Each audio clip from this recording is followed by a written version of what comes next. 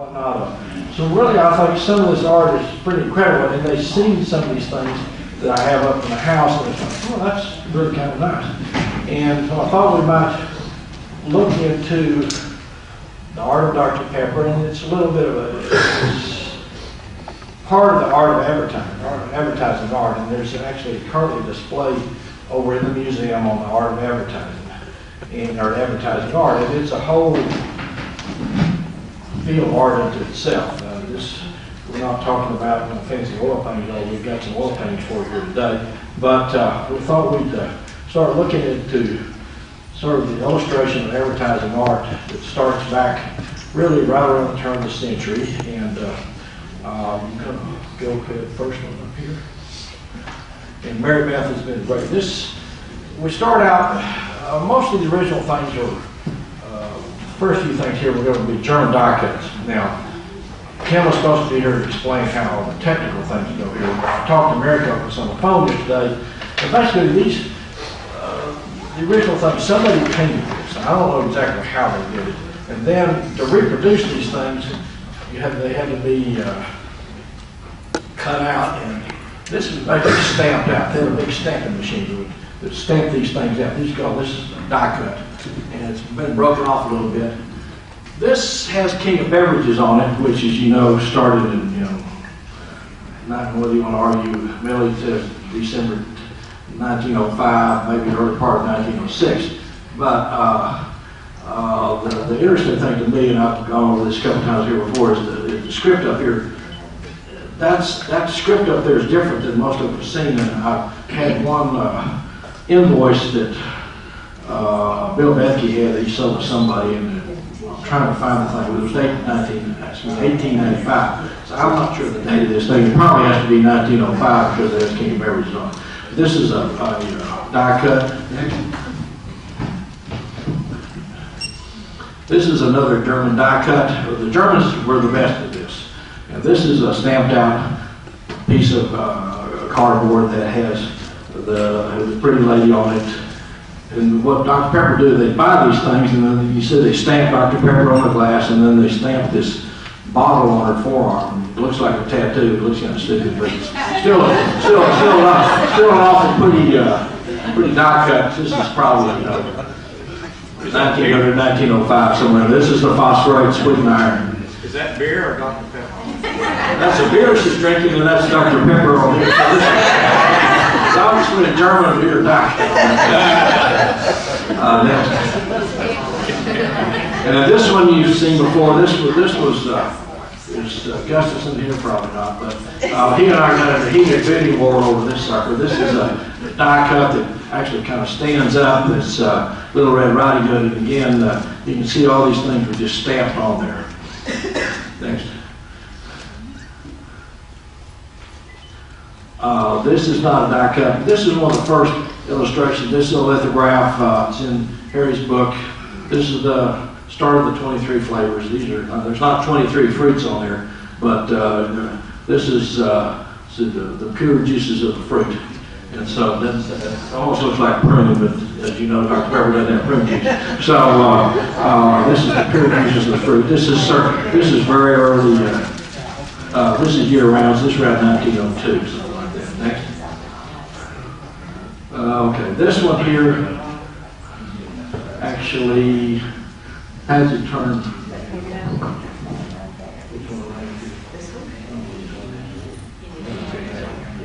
This one here I just acquired. This is part of Jerry Mathis' collection. This is on metal. It's a thin metal sheet over some cardboard. It's painted on there. This is the Candy Stripe Girl. According to Kim, apparently the Candy Stripe Girl was used on a variety of different kinds of advertisements for various things. We think that this was a whiskey company, I think, that Brenton Ambrosius, their distributors of hard liquor, and from Philadelphia. And I guess they were distributing Dr. Pepper with it too, but this is out of the Mathis collection, and we have it framed up. We'll let you look at that when we get finished. Next. So we started to paint on metal now, and I wished I knew more about techniques, how they did it, but this is the Grecian girls.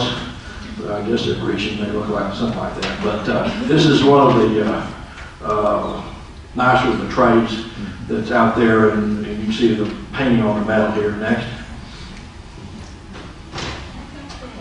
Now this one, I wish there was a better focus. I put this up here because of the graphics on it and art. This is a bookmark where the little girl's head sticks up above and it folds over the book page, and it's blurry enough down here. I've got another better picture of it. I need to trade this out. You have a dog and a cat talking to each other up there, and just has really cute graphics. So the artwork is now becoming more than just something stamped out by a bunch of drones. So the bookmarks, these are year-round, but these are 1900, 1905, somewhere in there. Next. Now I have a series of bookmarks here that just I thought were kind of pretty. We're going to go through these pretty fast. And these I talked about as the Four Seasons. You've seen some of these bookmarks before. I had them up here last year. Next. There's another one. Well, this one, somebody sent me a picture of on the internet. I still don't know who it was. Next. This one, the museum has this one. I shot this picture through a window in a display case. Turned out pretty good. So, but then we're in the King of Beverages now, so these are getting a little newer, I guess you'd say, 1905, 1910. So next, these are a match pair. I just like the graphics on these things. So early 20th century. Next. This is the Freckleater, who is it? Rainier's or Freckleater freaks. And so this is the Freckleater brothers. Little boy that goes with this. Now put that in there too. Put these next. Now I put some trays. This doesn't have particularly great graphics, so keep going on the trays. Next. Now we're into the line.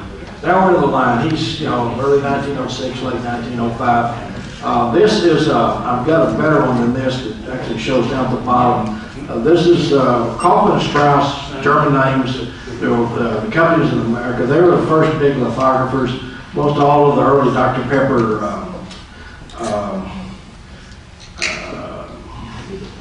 signs were done by Kaufmann and Strauss. I've got one of their signs on the back of this, but this is the paper, King of Beverage. I'm going to stop for a second. This is something I just got from Kim over the phone. In the the early 1900s, lithography was very complicated. They had to do the painting, and then they had to separate it into 12 different colors. Each piece then was exposed to 12 different stones, and so that 12 different kinds of matching these colors, and I can't imagine how they did this. I wish Kim was here to explain it to you better, but trying to do lithography, how in the world these things came out this good, I have no idea. But lithography has been refined since then, but in the early 20th century, it was amazing this, to come up with these colors like this, and not everything being all out of whack. It amazes me, but all of these prints that they did back there, this is very early lithography. Next.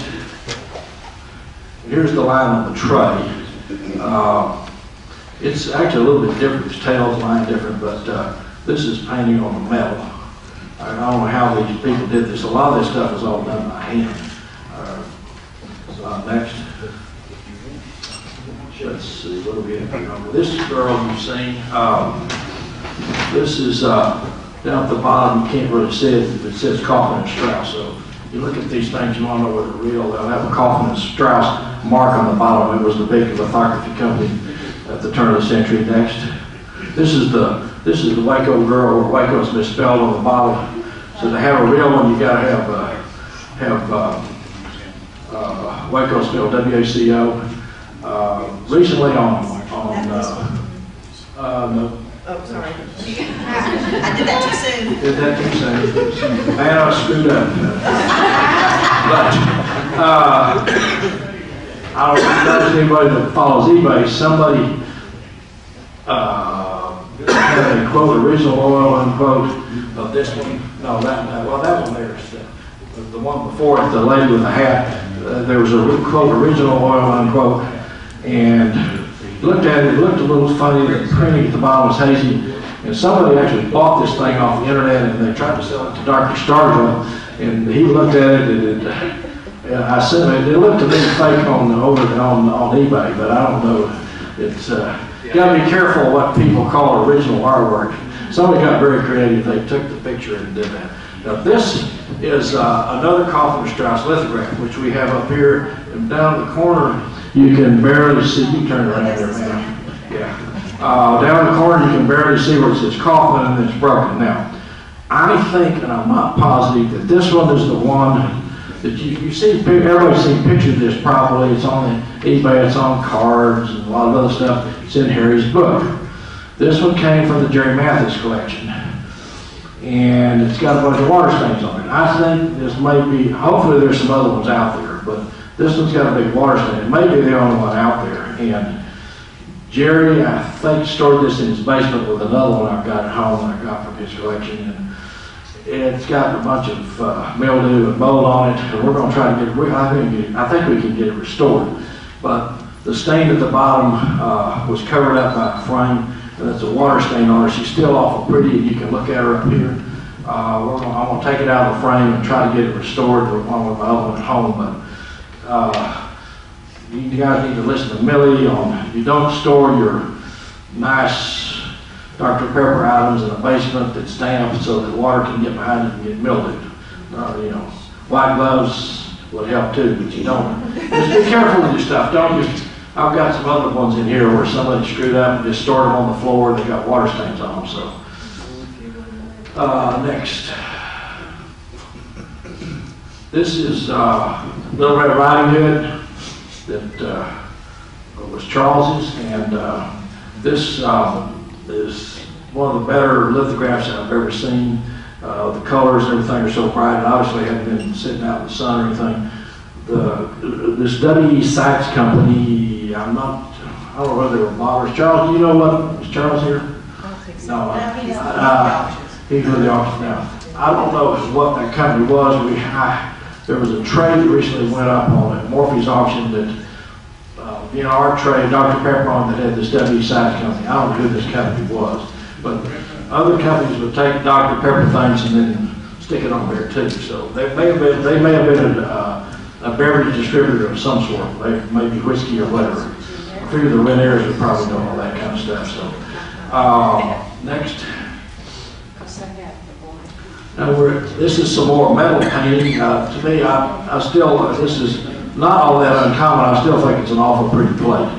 The roses here, and next. These are all the Vienna art plates. This is one of the ladies. Now this, I don't know who painted this. We know who painted some of the Vienna art plates. Next.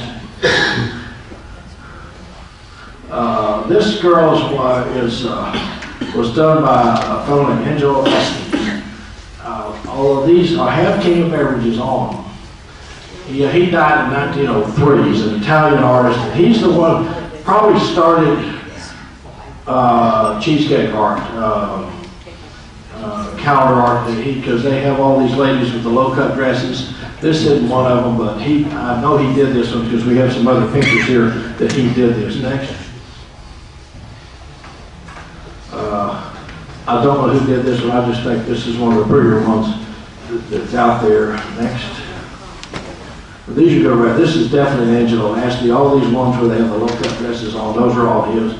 And he did some lithographs. Next. This one. You've all seen most of these plates. Next. And this one.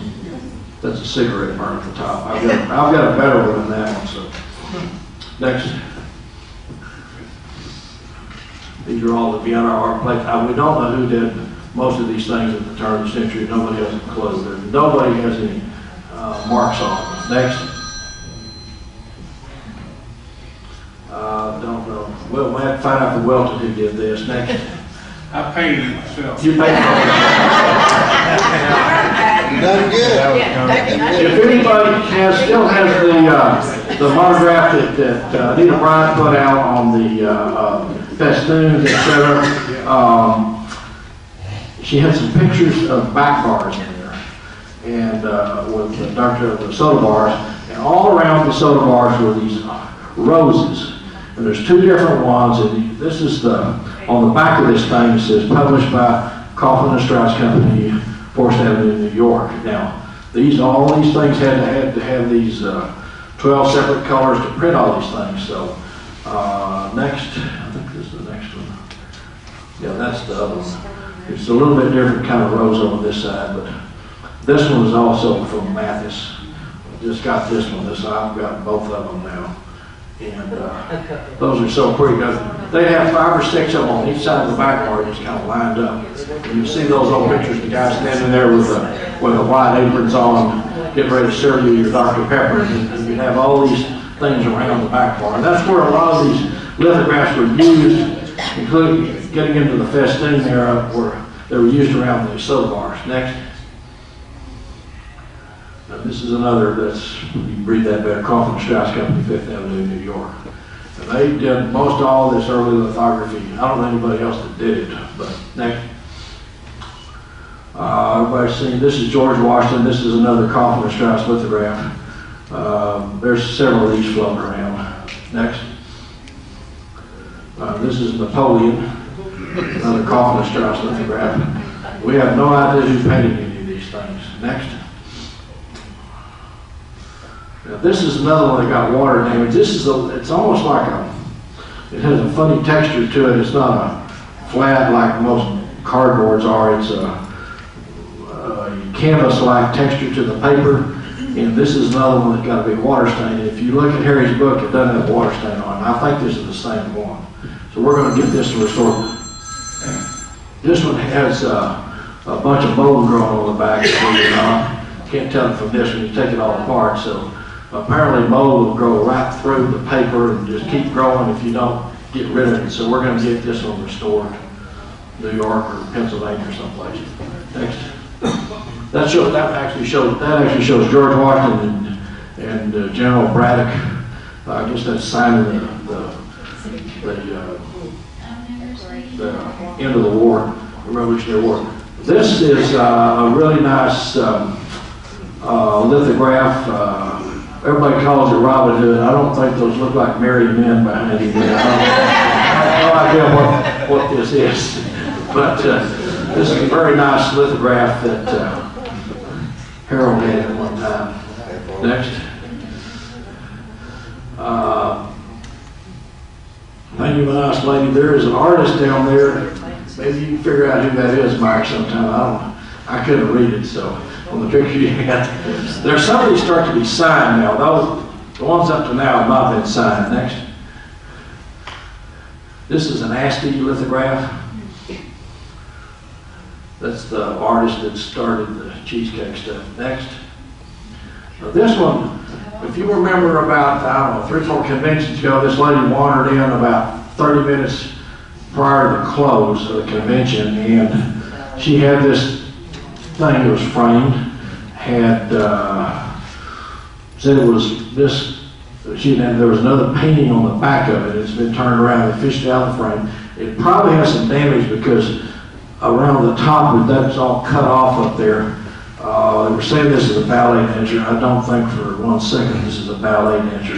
But I think she's in a bar. There's somewhere on here, I'm trying to read the name. I think it said Fox. We tried to Google it.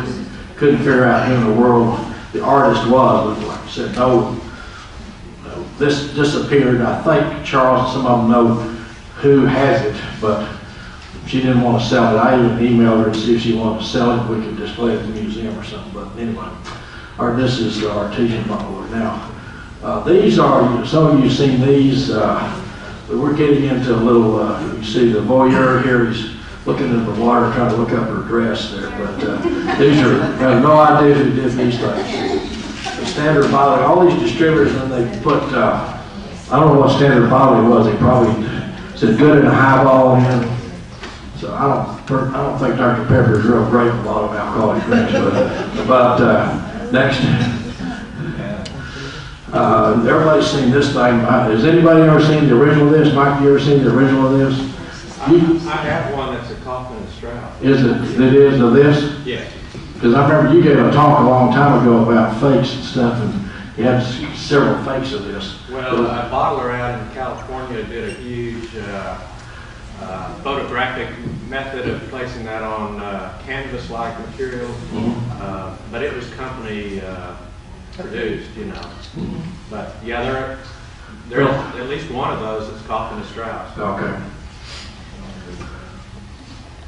Next. Okay, now we're into the 20s. And yes ma'am. Most of those you had 1910 on, was that just that era? Yeah, just circa. It did good for life lithographs from 1906 or so. I'm not good for life. So they didn't really all come out the same year, I mean. No, they're just all through this, just a circa, kind of around that time. Okay. It's after, the year-round stuff was 1900, 1905. King of Beverages probably started January 06, somewhere around Did there. they come out with one every year or something? Don't know. No, there's no records of all this stuff. We know they're around that time because they have King of Beverages on them, and then King of Beverages fizzled out probably late teens, right around the First World War. These are, got these from a guy in Brownwood several years ago. This is 1920s, and nobody has a clue who did any of these things. Next. Now, I got these pictures from Jack Pfeiffer several years ago for one of the seminars I gave, and I'm gonna go through some of these artists, not to give you too much information, because most of y'all probably really look at the pictures, but artist Ray Prohaska was a fellow from Yugoslavia, and he worked as an illustrator. A lot of these fellows were out of Chicago and New York. I don't know what he did, Old Doc. He did this one, has Old Doc on it. I don't know where Jack Pfeiffer got the information here. He just sent me a bunch of stuff on cardboards. I asked him to do all the cardboards that get fired prior to 1940. And he sent me these things. A lot of these are in black and white. Keep going next. This is a fellow named Andrew Loomis, who was also from Chicago. He taught of the American Academy of Art there. Next. Oh, that one's Philip Lafford. He was also worked as an illustrator. Now, a lot of these people, we'll get into this a little bit more, but keep going. A lot of these people, this was their startup job doing this stuff. Now, Ray Prohaska did this one on the left, and I've got a color picture of it coming up in a second. And this is out of the 1931 Bottlers catalog, which is one of the neater catalogs that's out there. And it says that the left, a Titian-haired, red-haired Dr. Pepper girl, interpreted by Raymond Prohaska, illustrator of national fame. And at the right, Bradshaw Crandall, who wound up doing more of these things than anybody else in the 30s era. Artist of Girl Types Deluxe. Both of these beautiful cards are 10 colors, and we got some color pictures of these next. Okay, this is the Ray Prohaska one. A few water stains. Obviously, a lot of these cardboards are hard to keep in pretty good shape for over these years, because these suckers are getting to be 80, 90 years old. Next. This is the girl here. She's got pretty good color to her. You see a big mark down there. She was probably nailed to the inside of a wall, as a wall board, then peeled off of there, because it was probably on a corner. They cut it pretty good so it didn't mess her face. I've got a few water stains, and that's why the colors are still pretty good. It's because it was protected from sun for all these years. And this is a Bradshaw Crandall. Crandall was big-time pinup artist, Nick. And this, I love this slide here because it's over here, painted by Bradshaw Crandall. Many of the most luscious magazine covers in America are done by this famous artist. As a matter of fact, he did 150 Cosmo covers during the 1930s. Dr. Pepper sought the best and commissioned them at a staggering cost to paint these 3 honeys for Dr. Pepper advertising. That's the brunette, the redhead, the blonde, and the redhead up there. So, anyway, next. This is a copy. Somebody around here's got it, because I saw pictures of some of those books of the convention. I don't know who has it, but somebody brought this to the convention a few years ago. This is, I bought this off the internet just because I wanted to see what the colors are like. This is a copy. Next. And these are festoon centerpieces. You can see this has been cut down. She did have some flowers around her. Next. And for some reason, this is a cardboard here that was hanging up there. You can see the holes in the top. This is the redhead or the Titian hair one. Next. These are all 1931, 32. This is one that's in a magazine. This is out of Bertretti's book, but you can see he signed his down there. It says Bradshaw Crandall. Next. A lot of these are centerpieces of festoons. They have the flowers around them, and I don't know what all went on the sides. This is Hododiodo. I think that's a Rudy Valley saying. Yeah, Billy's probably the only one old enough to know what all this time was. My dad went to school in Rudy Valley. And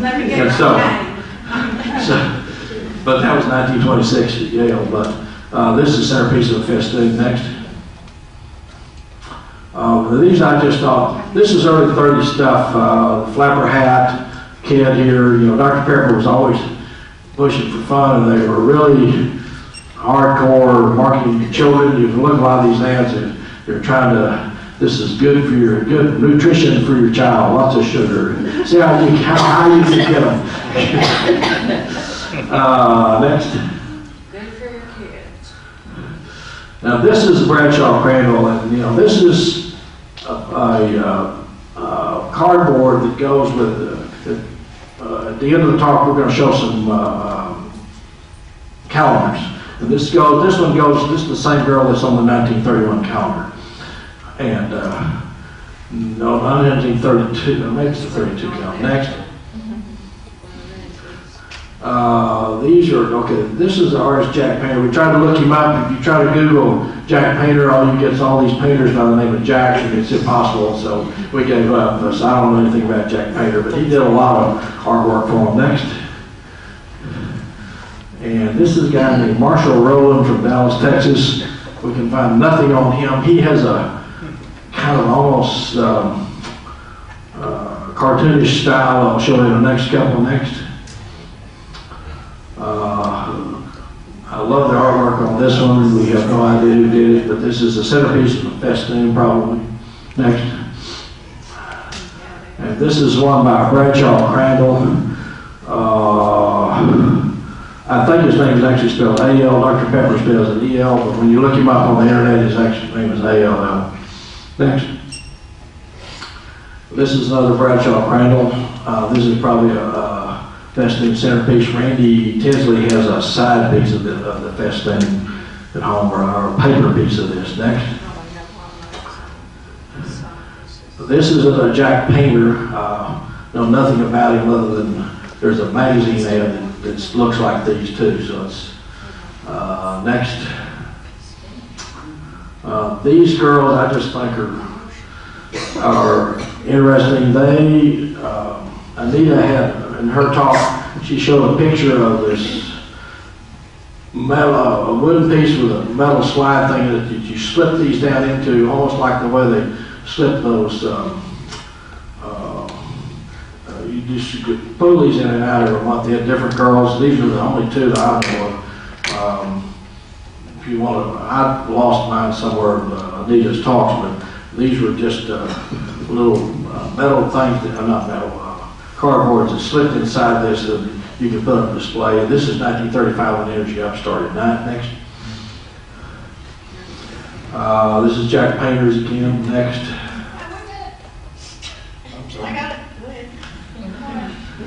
Marshall Rowan, see, it's almost kind of a cartoonish looking there. It's not quite as realistic. Next. This one I have no clue. This was out of the Mathis collection too. I thought it was pretty, kind of the shading and everything on it. Next. This fella here, I think you're going to come up with some of your stuff on this one, right? Okay. Gil Elfgren, is that how you pronounce it? Okay. Mary Beth, this fellow did a lot. You look at these just look like the average paintings. This Fella did a lot of calendar girls. He was known as the Norman Rockwell of Cheesecake. We're going to show you some other stuff to come up.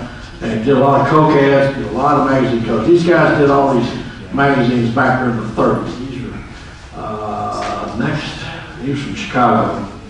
Okay, now, Mary Beth Wayman, this is Jill Elfgren. She showed you this one last year at the convention. You want to say anything about these? Yeah, these are pictures of the 4 that we have in the collection, painted by Gil Elfgren, and he did these for Orange Crush. These are before they were framed.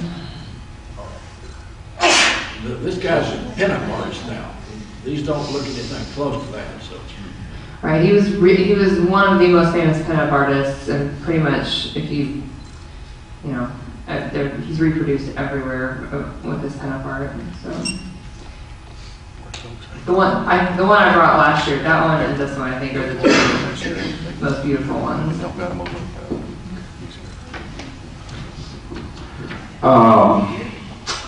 Okay, next. Now about a year and a half ago, Charles is not here still. But Charles, the Dr. Pepper corporate in Dallas, out on Legacy, they had all these things in their office. They didn't have a clue how much they were worth or anything else. So they got Charles and Dandy to go down and start evaluating all these things because they didn't know what they were going to do with them. The Gil Elfgren oils are here at the museum, and they're probably going to be in a special place when they get everything built out of there where that safe room is. I think, and Charles knows this better than I do, there were at least 6 to 10, Norman Rockwell was commissioned to do like 6 to 10 paintings for, I guess, Orange Crush. Somebody thought it was Dr. Pepper too, but these are just in the hallways down at Dr. Pepper Corporate in Dallas, and Mary Beth was kind enough to get pictures of 3 of them for us. So we're going to show them. These are all Norman Rockwells. They were not, most of them were not finished. These are for Orange Crush, and you see this part down here is just never finished. Well, they were hardly finished. I thought there were 6 of them, but I need to get the official information from Charles.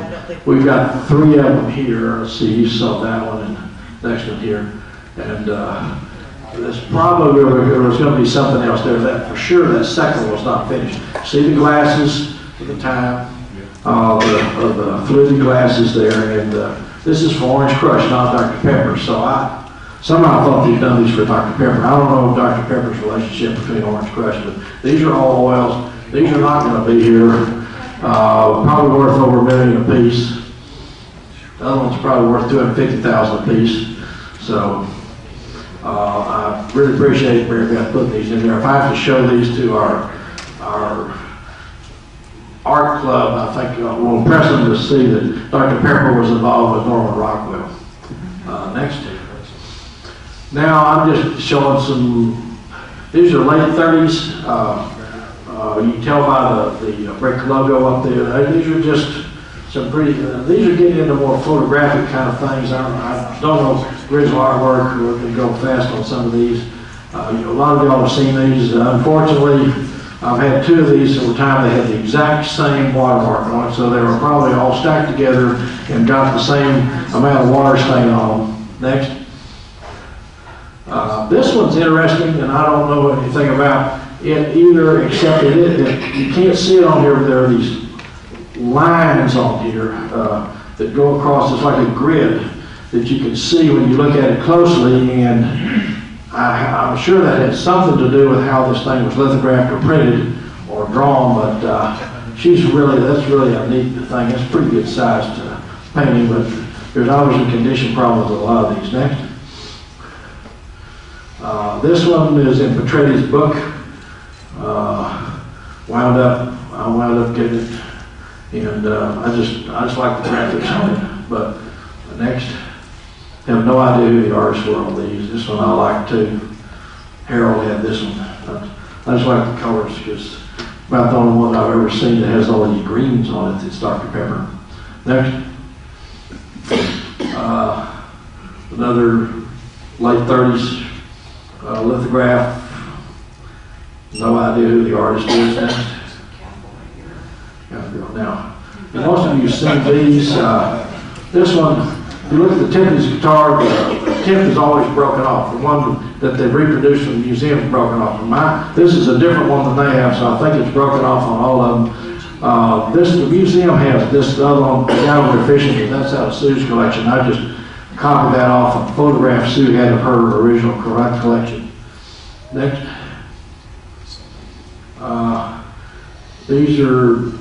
That's almost like a photograph. The ones on the right over there, they can look to me like Coke girls. Now, Kim knows who did a lot of art with Coke stuff. I have no idea, but they just look different. So, if anybody knows who might have painted some of these things, if anybody's expert at Coca-Cola that knows who any of those artists were, I appreciate you letting me know. Next. These couple of pretty girls. The one on the right over there is in a silhouette box. She's actually kind of like a counter girl. She sits up and she comes at you in 3D. Next. These are the Keyhole Girls. Most of us have seen the one on the left. I have the one on the left. I think the museum has one of the other ones, and then I forgot. I think one of the other ones. I think there were some more Keyhole Girls.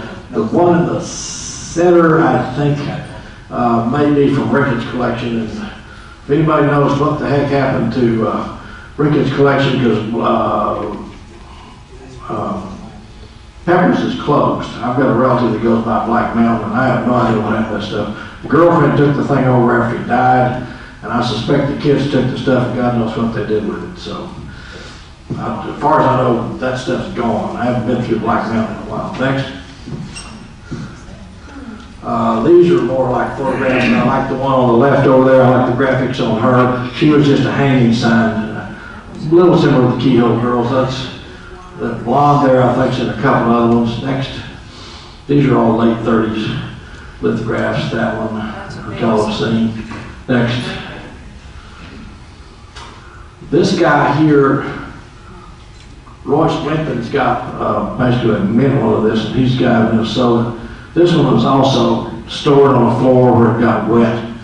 But this, the artist on this, we don't know who he is. Kim knows who he is, but he's the one that did all the Remington shotgun ads. If you think about the Remington ads you see around, that's the same guy here. So it's,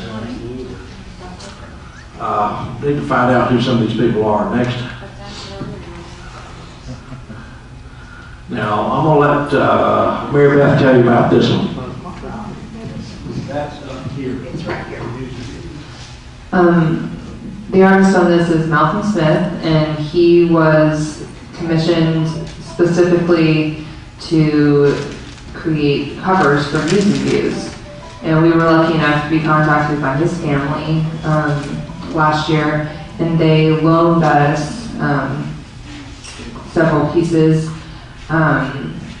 This is the one original. We still have it at the museum. They were on loan for the Art of Advertising exhibit, and all of the originals that his family has are these music views covers, which y'all will probably recognize. But that is an original. And Roger asked me if the advertisement in the background was also drawn by him, but it's not. It's just a small image of the advertisement that's pasted on the canvas, and he painted around it. So I don't think he actually drew. I don't think he's the artist on these advertisements that we're seeing. He was specifically for the music views covers. So it was fun learning about him from his son, who's the one who loaned these to us. Is this the only original we have at the museum? Okay. Let's see, next. And I'll just I just like this girl because she's awful pretty. I just put on a pretty girl on this thing.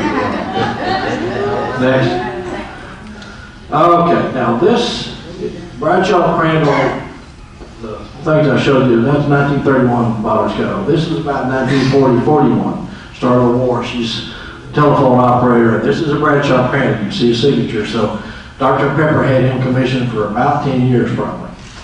And that's the black and white, and this is the one I have at home. Next.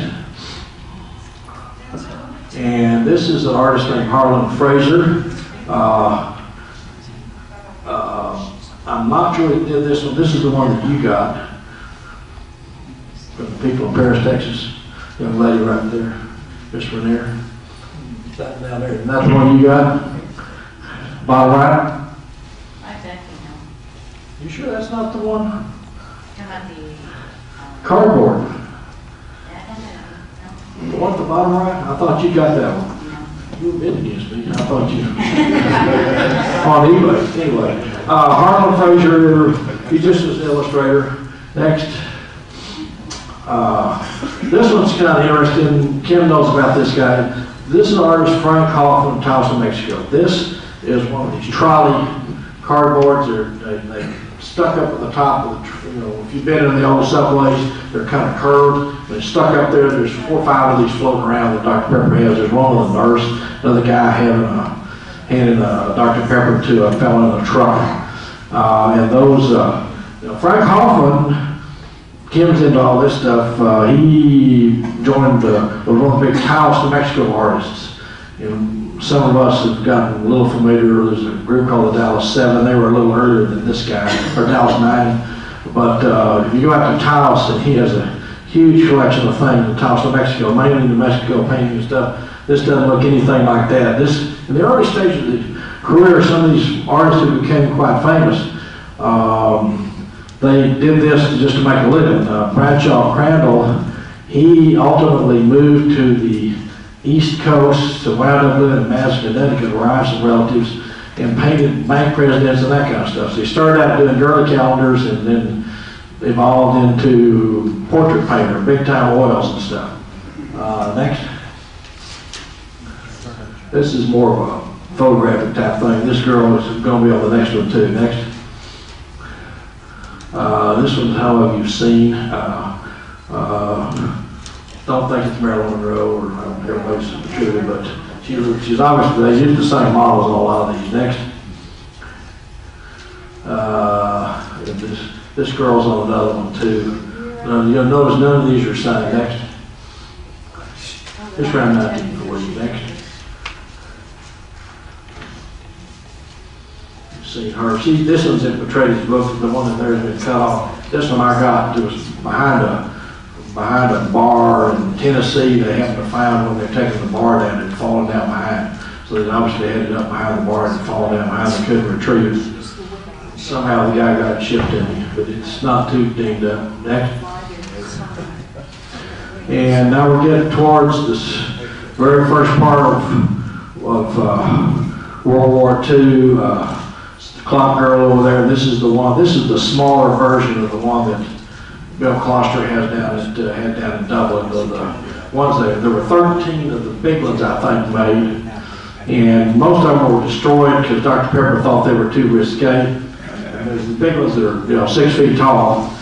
Bill has one down there that these were carried around on the back of trucks at patriotic parades and stuff. He's got some pictures down there of that. That's the girl with the short shorts over there, but they thought that was too risque. Dr. Pepper did. Next. Now, about 6 weeks ago,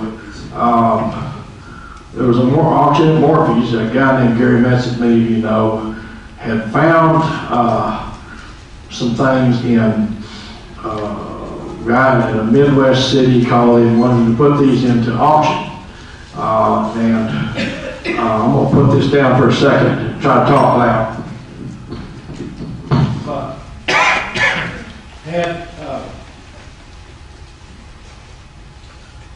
You can see in the auction catalog at this.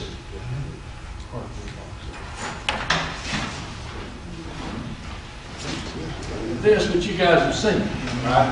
Took her up for the comment to go around. And I started reading fine print, and it says original oil painters. Oh my God, what's going on here now? So I had my friends up in Pennsylvania go look at them and say, yeah, the original oils. And so I bid on them and got them, and we acquired these.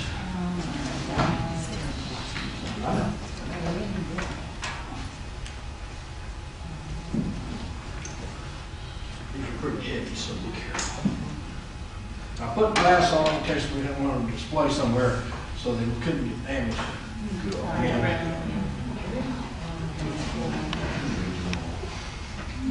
These are the original oils that these guys were made from. And interesting thing, there's several interesting things about them is that you notice this is kind of peeling off of here. Well, these are oils, and these are another piece of canvas on here. They're in the middle of changing logos. Because if you look at this one, there's a red brick logo painted over here. So these are the original oils that they made these lithographs from. Now apparently, in this era, what they do is take a picture of these things, and they split them into 4 colors, and then they do something to them and shrink them down so that these are, you see this lettering is actually hand painted, but it comes out looking on there like it's printed out. So we have, this goes with that. I've never seen this. Anybody ever seen that before? I've seen a lot of cardboard. I don't think this was ever used. I'm sure what these guys do, they come in and paint these things, and then company looks at them, okay, and then obviously they're in the middle of changing logos and the whole bit. So these are very nice, crisp, and clear. But apparently they shrink the thing down from the photographs and contract them and then print them up. I wish I was more of a technical expert. That's what Kim was supposed to do. But anyway, so you're welcome to come look at these. These are oils. They're dinged up a little bit. There was nothing around them. There was this piece of oil hammered to some wood frame. We had them framed up. I just think they're really good. But I'm sure if you look around for more lithographs, so we need to keep going. We're out of time. Well, we got to start a little late. So anyway, keep going. You come up and look at them later. Next. Now we're into Harmon. I'm going to let this young lady talk about her Harmon things. I'm going to hold them up here for you. In about 2007, you can see from the number on the top of the folder, we had a donation from a gentleman who owned 2 original Harmon paintings that became the prints that y'all have seen.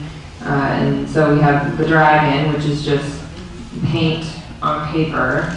And then we also have the scuba, which is more of a 3-dimensional situation with like Harmon's been cut out. He was painted and then cut out and then applied to the background, which has the blue and the fish and the bubbles.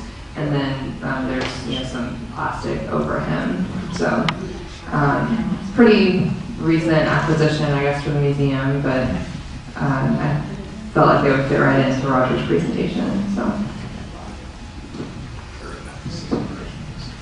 And we really appreciate this because we're trying to find, if anybody knows any of the originals that they made all these things from, let us know. We'll try to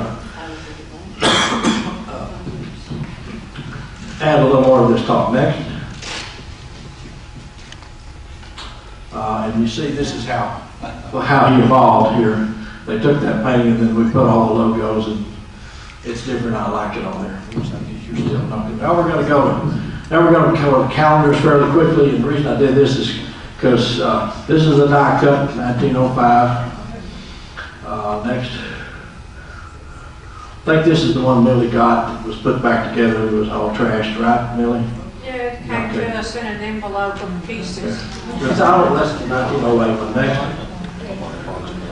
This is the 29 calendar that I got out of Mathis.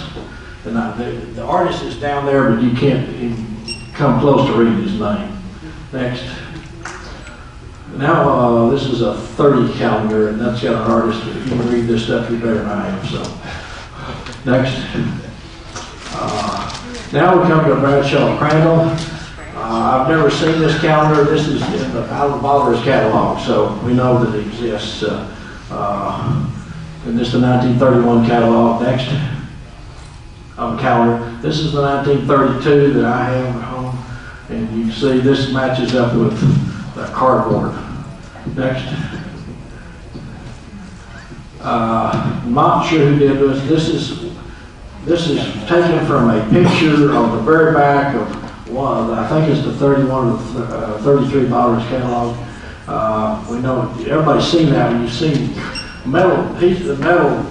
copy and metal of that, but I have never seen an original cardboard of that. I'm sure it exists.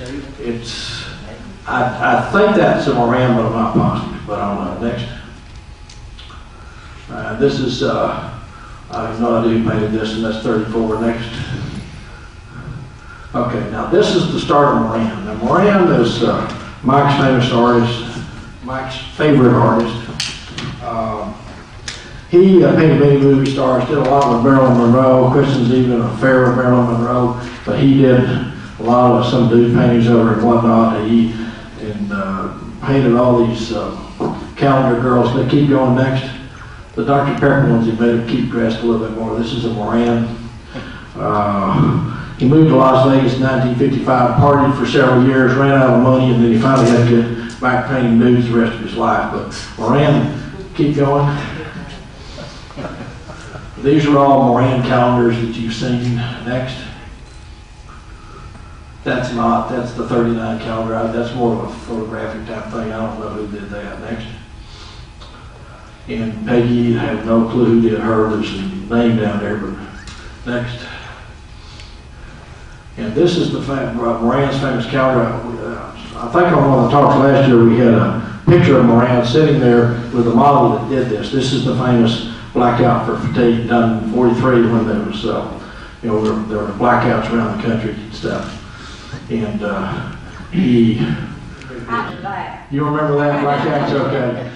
Next. That's it. Okay. Now, any questions?